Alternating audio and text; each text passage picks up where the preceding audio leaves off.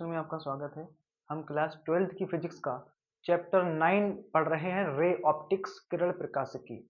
इससे previous video में हम लोगों ने गोलीय दर्पण द्वारा अपवर्तन का सूत्र का निगमन किया था और लेंसों के बारे में हम लोगों ने समझा था कि लेंस क्या होते हैं। ठीक, मेनली हमारे दो प्रकार के होते हैं लेंस, उत्तल लेंस और अवतल लेंस। और इस वीडियो में हम लोग पढ़ेंगे लेंस समीकरण, और इससे पहले हम लोग पढ़ के आए हैं दर्पण समीकरण।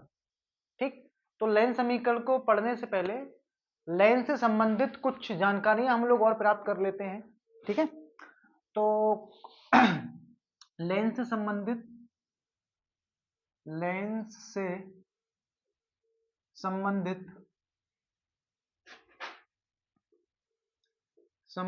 परिभाषाएं।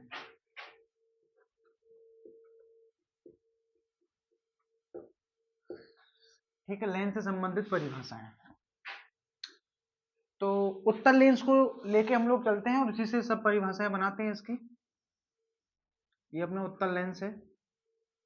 ठीक है, और उत्तल लेंस अगर हम इन दो पृष्ठों को ऐसे बीच में ऐसे मिला देते हैं तो ये जो रेखा बन रही है ना, इस रेखा को बेटा बोला जाता है प्रकाशिक अक्ष। क्या बोलते हैं बेटा इसको? प्रकाशिक अक्ष। और इसका जो मिडिल पॉइंट होता है, बिल्कुल मिडिल पॉइंट, ये कहीं पर, यहां, ये इस मिडिल पॉइंट को बेटा हम लोग बोलते हैं प्रकाशिक केंद्र। प्रकाशिक केंद्र, और इसको सी से डिनोट करते हैं। सी से डिनोट करते हैं। और इस लेंस की जो अक्ष होती है, ये अक्ष से होकर ये जो रेखा गुजरती है, इसको हम लोग बोलते हैं मुख्य अक्ष। क्या बोला जाता है इसको? मुख्य अक्ष बोला जाता है। ठीक, तो सेम जानकारी हम लोग दर्पणों में भी पढ़ के आए थे। बस इस जो दर्पण का जो मेन पॉइंट होता है, मिडिल पॉइंट, उसको क्या बोलते हैं? ध्रुव बोलते हैं। और लेंस का जो मिड पॉइंट होता है उसको प्रकाशिक केंद्र कहते हैं। ठीक है, और किसी भी लेंस में हमारे बेटा दो फोकस होते हैं। ठीक, कितने फोकस होते हैं? दो फोकस होते हैं। अगर मैं बात करूं बेटा इस वाले पृष्ठ की, जो इधर वाला ये जो पृष्ठ है, इस पृष्ठ का बेटा फोकस किधर होगा? यहां कहीं पर होगा। इसको बोलते हैं F1, प्रथम फोकस। और इस वाले पृष्ठ का फोकस किधर होगा? यहां कहीं पर होगा। ये है अपना द्वितीय फोकस। द्वितीय फोकस को मुख्य फोकस भी कहा जाता है। ठीक, तो सबसे पहले ये समझ लेते हैं कि यहां पर प्रकाशिक केंद्र क्या होता है। प्रकाशिक केंद्र, प्रकाशिक केंद्र, तो क्या होता है प्रकाशिक केंद्र? किसी लेंस के मध्य बिंदु को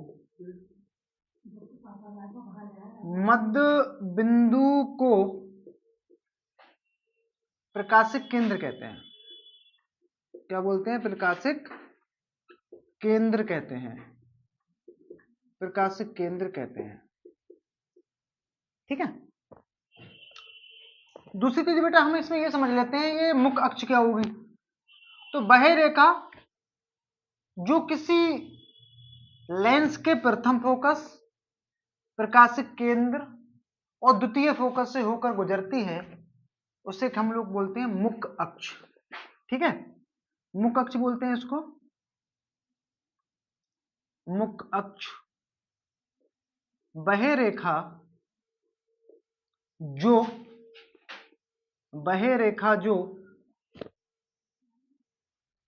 किसी लेंस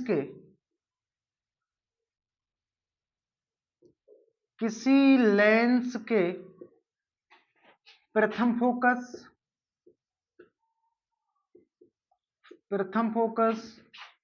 कॉमा प्रकाशिक केंद्र व द्वितीय फोकस से होकर गुजरती है, द्वितीय फोकस से होकर गुजरती है, उसे क्या बोला जाएगा? उसको मुख्य अक्ष कहेंगे। तो जो रेखा किसी लेंस के प्रथम फोकस, उसके प्रकाशिक केंद्र और द्वितीय फोकस से होकर पास होगी, उसको हम क्या बोलेंगे? मुख्य अक्ष। उसके बाद हम ये समझ लेते हैं कि प्रथम फोकस और द्वितीय फोकस क्या होते हैं और कैसे इनको परिभाषित करते हैं। ठीक है, तो पहले आप ये नोट करें, फिर हम इसके बाद डिस्कस करते हैं इसमें फोकस। इसमें ये समझ लेते हैं कि किसी भी लेंस का प्रथम फोकस क्या होता है, ठीक, और कैसे हम इसको पता करते हैं कि प्रथम फोकस है ये अपने पास कोई लेंस है और ये इसकी मुख्य अक्ष, ये इसका प्रकाशिक केंद्र। तो होता क्या है, मुख्य अक्ष पर वह बिंदु, मुख्य अक्ष पर वह बिंदु जिससे चलने वाली प्रकाश की किरणें, जिससे चलने वाली प्रकाश की किरणें लेंस से टकराने के पश्चात मुख्य अक्ष के बेटा क्या हो जाती है? मुख्य अक्ष के बेटा क्या हो जाती है? समांतर हो जाती है। मुख्य अक्ष के जिस बिंदु से चलने वाली प्रकाश की किरणें मुख्य अक्ष के बेटा क्या हो जाती हैं? समांतर हो जाती हैं। उस बिंदु को हम लोग क्या बोलेंगे? उस लेंस का प्रथम फोकस। तो करते क्या है बेटा, हम लोग यहां से एक लेजर लाइट को लेते हैं और यहां पर मारते हैं। यहां मारोगे तो थोड़ी सी ऐसी रह जाएगी, है थोड़ा आगे बढ़ाओगे थोड़ी सी सीधी हो जाएगी, और आगे बढ़ाओगे तो ऐसे करते करते बेटा एक ऐसा पॉइंट हमें मिलेगा जब जिससे चलने वाली बेटा प्रकाश की किरणें क्या होंगी? इस लेंस से टकराने के पश्चात, मतलब अपवर्तन के पश्चात क्या होगा? मुख्य अक्ष के वो क्या हो जाएंगी? समांतर हो जाएंगी। तो जिस बिंदु से बेटा चलने वाली प्रकाश की किरणें, मुख्य अक्ष के जिस बिंदु से चलने वाली प्रकाश की किरणें अपवर्तन के पश्चात या लेंस से टकराने के पश्चात मुख्य अक्ष के क्या हो जाती हैं? समांतर हो जाती हैं, उसे बेटा हम लोग क्या बोलते हैं? प्रथम फोकस। ठीक, तो मैं लिख देता हूं यहां मुख्य अक्ष पर स्थित, मुख्य अक्ष पर स्थित स्थित वह बिंदु जिससे जिससे चलने वाली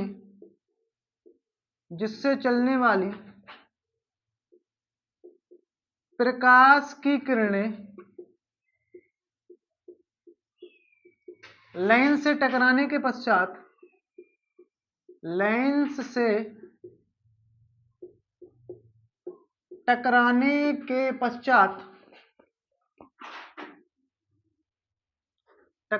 पश्चात मुख्य अक्ष के क्या हो जाती हैं? समांतर हो जाती हैं, समांतर हो जाती हैं। उस बिंदु को क्या कहते हैं बेटा? लेंस का प्रथम फोकस कहते हैं, लेंस का प्रथम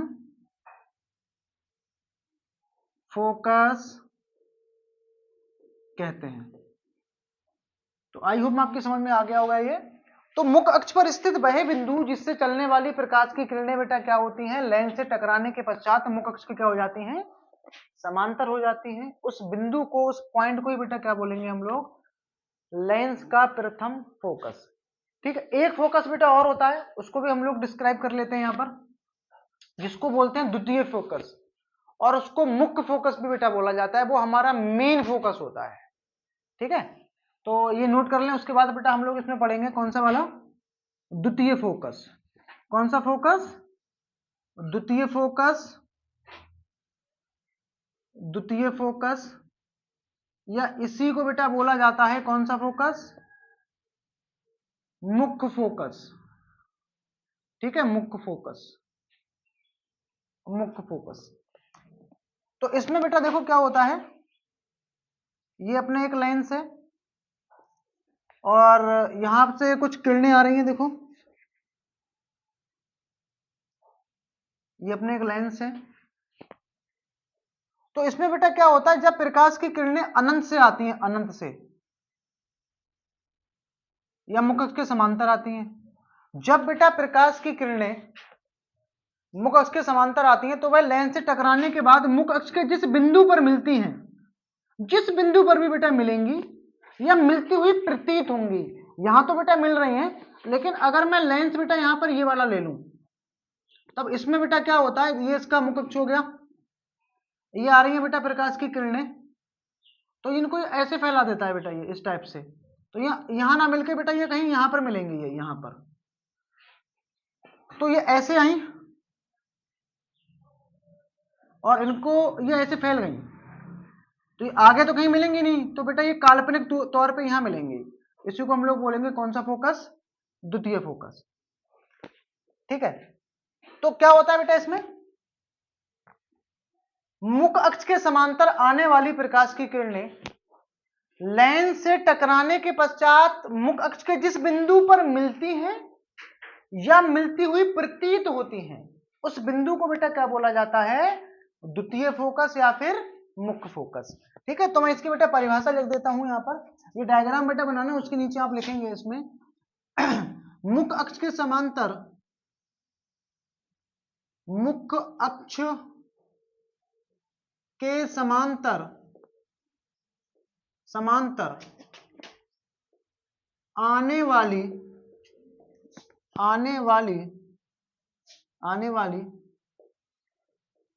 प्रकाश की किरणें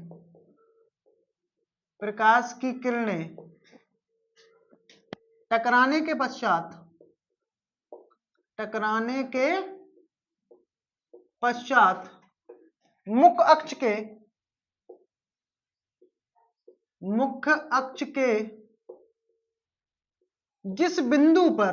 मुख्य अक्ष के जिस बिंदु पर मिलती हैं या मिलती हुई प्रतीत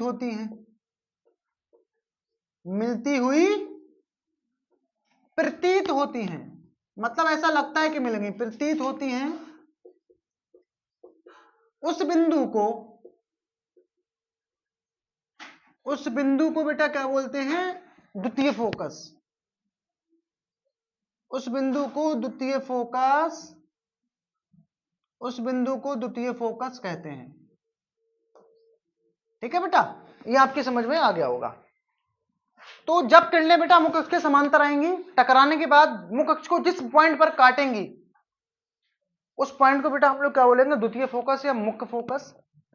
और जो प्रथम फोकस होता है बेटा, वह बिंदु मुख्य अक्ष पर स्थित वह बिंदु जिससे चलने वाली प्रकाश की किरणें टकराने के पश्चात मुख्य अक्ष के क्या हो जाती हैं, समांतर हो जाती हैं, उनको क्या बोलते हैं बेटा, प्रथम फोकस। आगे बढ़ते हैं इसमें, अब हम इसमें डिस्कस करेंगे लेंस समीकरण। इसमें नेक्स्ट प्रूफ हमें करना है लेंस समीकरण, और दर्पणों में हम लोगों ने पढ़ा था दर्पण समीकरण। ठीक, लेंस समीकरण क्या होता है और इसको कैसे प्रूफ करेंगे। लेंस समीकरण होता है 1/f equal to 1/v minus 1/u। Lens समीकरण में यहां पर आता है माइनस, और जो दर्पण समीकरण होती है उसमें आता है यहां पर प्लस। ठीक है, तो इसको हम कैसे प्रूफ करेंगे, इसके लिए आप उत्तल लेंस या अवतल लेंस किसी का भी यूज कर सकते हो। तो मैं यहां बेटा इसको प्रूफ करने के लिए ले रहा हूं क्या, एक उत्तल लेंस ले रहा हूं, ये एक मैंने उत्तल लेंस ले लिया, और ये बेटा क्या होगी इसकी, कौन सी अक्ष, प्रकाशिक अक्ष। ये इसका पॉइंट क्या कहलाता है, प्रकाशिक केंद्र, इसको मैंने सी से लिख दिया। ठीक है, और यहां से मैंने बना दी इसकी मुख्य अक्ष। यहां कहीं पर कोई वस्तु रखी है, इसका मैं नाम रख देता हूं ए वी। तो एक किरण ये गई मुख्य अक्ष के समांतर, और हम जानते हैं जो भी किरण मुख्य अक्ष के समांतर जाती है वो इस ओर बेटा किधर से होकर गुजरती है, फोकस से होकर गुजरती है। अभी मैं इसका फोकस बना दूंगा यहाँ पर, और एक किरण को बेटा मैं ऐसे लेके जाता हूँ, देखो यहाँ से, इसके यहाँ से, और यहाँ कहीं बेटा ये मिल गई, यहाँ कहीं पे मिल गई है।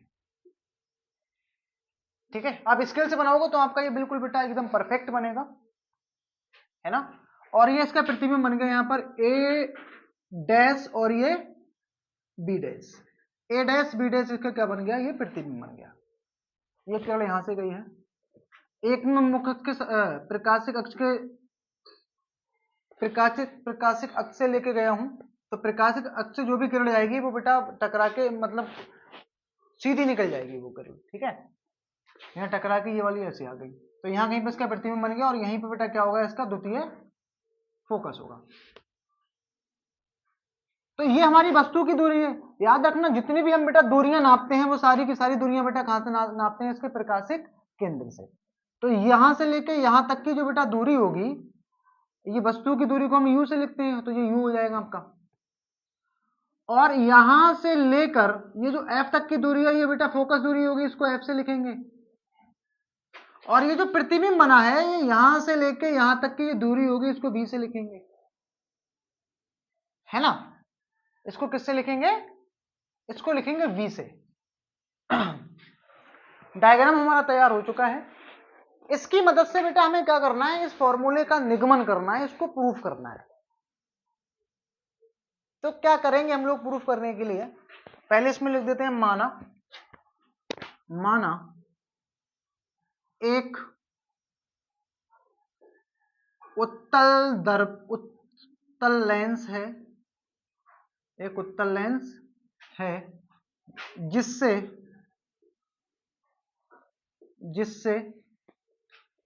u दूरी पर एक वस्तु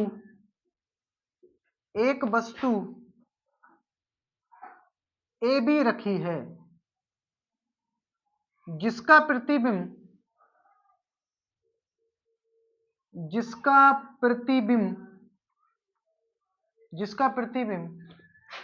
v दूरी पर a डैश v डैश बनता है, ठीक। ये दूरी बेटा कितनी है, AC बराबर किसके है, AC बराबर u।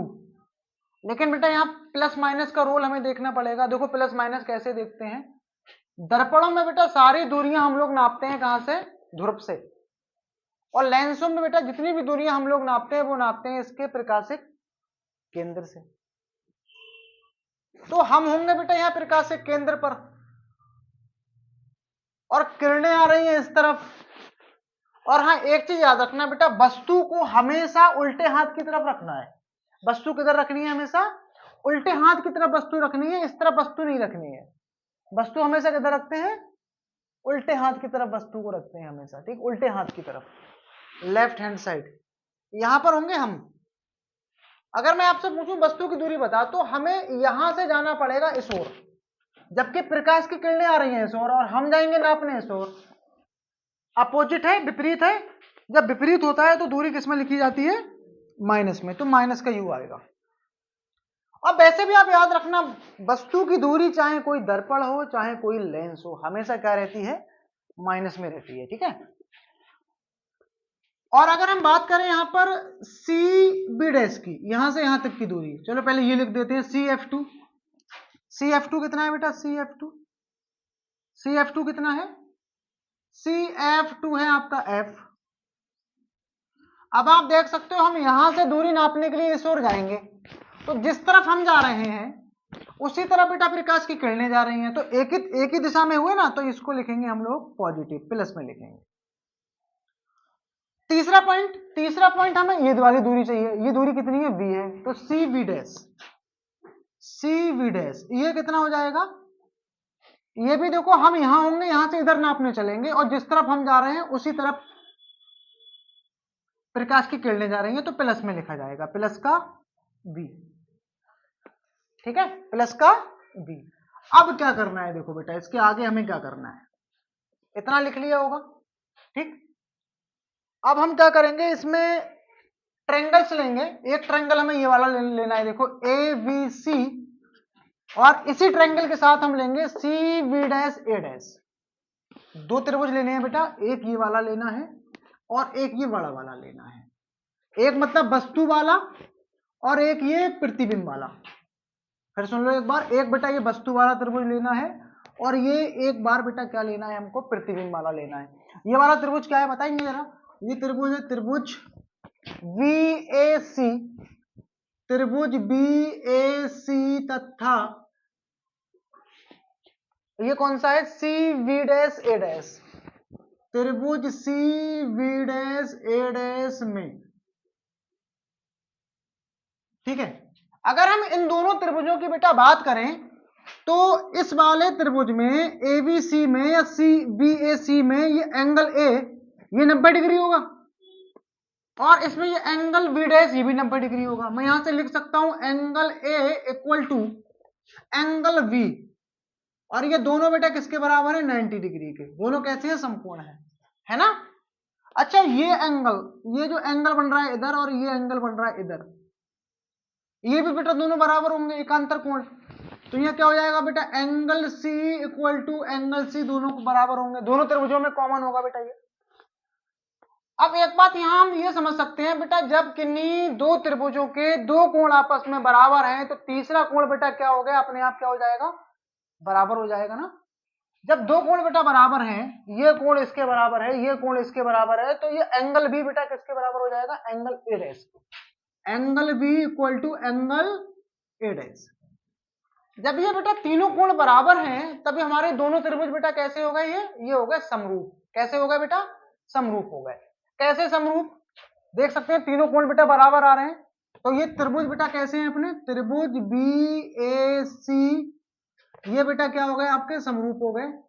त्रिभुज CV डैश A डैश, अगर ये दोनों त्रिभुज बेटा समरूप हैं, अगर दोनों त्रिभुज बेटा ये कैसे हैं, सर्गवांशम, तो बेटा क्या होता है, इनकी संगत भुजाओं का जो अनुपात है वो क्या होगा, बराबर होगा। इसकी संगत भुजा AB की संगत बेटा क्या है, ये खड़ी खड़ी भुजा इसकी A डैश B डैश बराबर, इसको ले लेते हैं AC, और AC की संगत बेटा क्या हो जाएगा, CV डैश, CV डैश, इसको समीकरण 1 मान के यहीं पर छोड़ देते हैं। तो पहले ये दोनों त्रिभुज ले लिए थे हमने, अब देखो बेटा हमें कौन से त्रिभुज लेने हैं। इस पॉइंट को मैं कुछ नाम रख देता हूं, मैंने इसको बेटा नाम रख दिया M। अब इसमें हमें त्रिभुज लेना है ये वाला, देखो एक तो लेना है इसमें MCF2 और दूसरा त्रिभुज लेना है बेटा इसमें F2B डैश A डैश। कौन कौन से त्रिभुज, त्रिभुज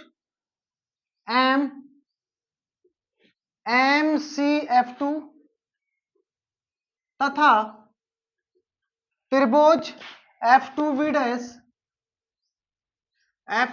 डैश और ये A डैश में।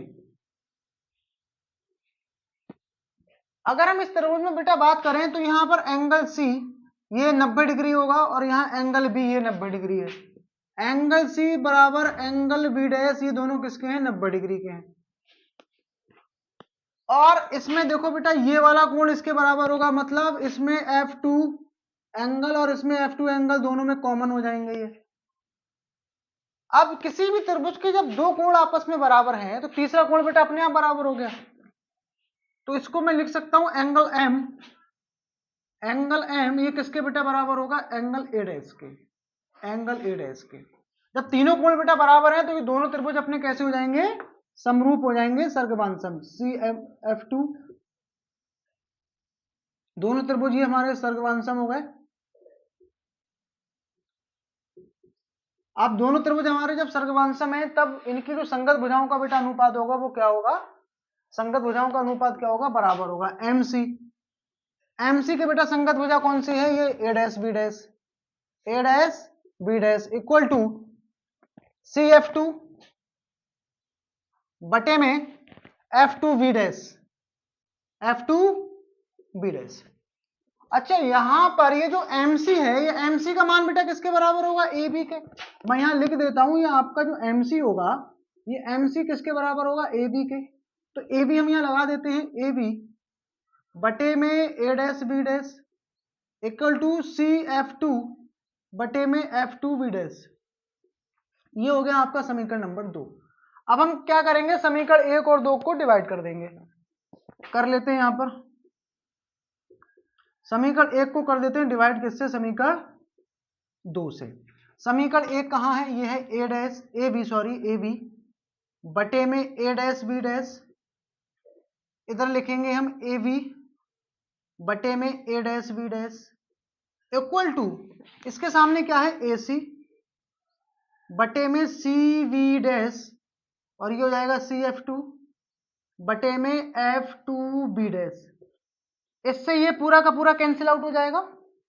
इधर का मैं ये इरेज, अभी इसकी जरूरत पड़ने वाली है तो थोड़ा सा मैं ऊपर ले लेता हूं यहाँ पर। इसके नीचे आप यहां से लिखेंगे, यहां से बचेगा ये 1 और इधर आ जाएगा ये आपका AC, ये आएगा सबसे ऊपर और ये आएगा इसके पास। तो ये AC गुणा में बेटा कितना आ जाएगा, ये F2B डैश बटे में CV dash into CF2, cross गुणा कर देते हैं तो ये आ जाएगा आपका AC गुणा F2B dash equal to equal to CV dash और इंटू में CF2। अब यहां पर हमें इस समीकरण में ये सारी वैल्यूज रखनी है। जैसे AC का मान हमारा कितना है -U, हमको पता है, और F2B डैश का मान हमें नहीं पता है, ये निकालना पड़ेगा। CV डैश भी हमको पता है, CF2 और CF2 भी हमें पता है। ठीक है, तो इसको मैं क्या करता हूं बेटा, समीकरण 3 मान लेता हूं। चलिए मान ही रख देते हैं बेटा, यहाँ पर मान रख देते हैं। यहाँ AC का बेटा मान है -U, रख देते हैं यहाँ पर। F2B डैश बेटा, F2B डैश नहीं है हमारे पास, F2B डैश है कहाँ, F2B डैश ये दूरी है, ये दूरी हमको चाहिए। अच्छा, यहां से लेके यहां तक की दूरी बेटा, पूरी दूरी कितनी है, ये V है बेटा, पूरी दूरी कितनी है, ये V है। अगर इस पूरे में से हम इतना घटा दें, ये पूरा कितना है V में से क्या घटा दें हम, F घटा दें, इसका बेटा मान कितना आ जाएगा, B माइनस F। ये बोले बेटा आया समझ में, हमें मान चाहिए बेटा F2B डैश का, F2B डैश इतना मान चाहिए, और जबकि इतना मान हमको पता है ये कितना है, ये है बेटा V। अगर हम इस पूरे में से इतना घटा दें तो इतना मिल जाएगा हमको, तो ये पूरा कितना है V, इस V में से मैंने किसको घटा दिया, F को, तो B माइनस F मैंने लिख दिया F2B डैश के स्थान पर, equal to CV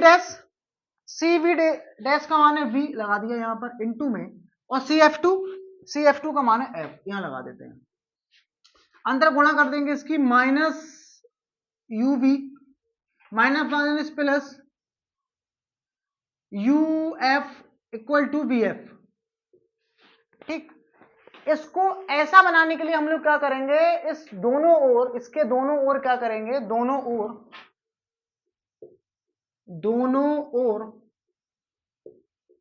ore UBF से क्या करने पर, भाग करने पर। ठीक है, तो ये आपने नोट कर लिया होगा, मैं डायग्राम ये इरेज कर देता हूं, इसकी जरूरत अब हमें पड़ने वाली नहीं है।